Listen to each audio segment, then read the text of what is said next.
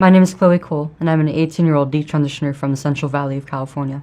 I started socially transitioning and identifying as transgender when I was 12 years old, and I was fast-tracked onto medicalization at 13, starting with puberty blockers and testosterone. My parents actually had pushed back on me medically transitioning at first, but the team of the medical professionals that helped me to push me, really, to transition never presented any other options. They said that the rate of regret is less than 1 or 2%. They told my parents that if they didn't allow me to transition, I would be at risk of suicide when I was never suicidal before I transitioned, ever. I had been diagnosed with social anxiety and depression. My mental state was rapidly declining, and my grades were really starting to suffer. And somehow this wasn't considered when I went to surgery. I was 15 years old. It was far too easy for me to go through this. After every shower, I would have to look down at these huge wounds.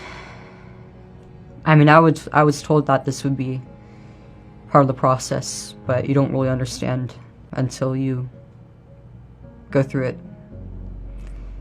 It's certainly not for kids. No 15-year-old girl should have to go through that.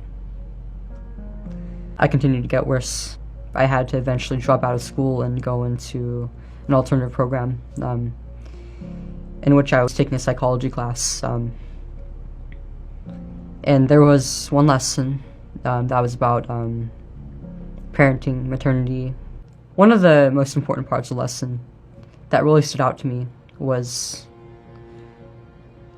breastfeeding and how important physical affection how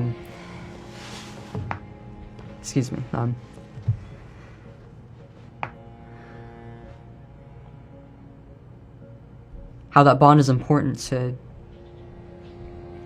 the emotional and cognitive development of a child. Before that, I never really thought about being a parent or breastfeeding.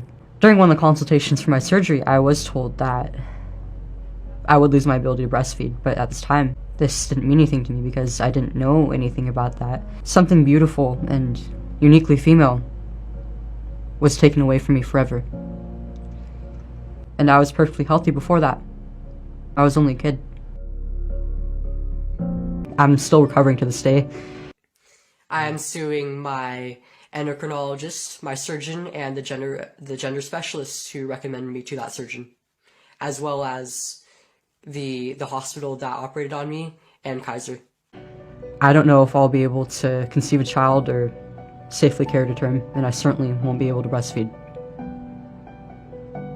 And the people that did this to me need to be held accountable.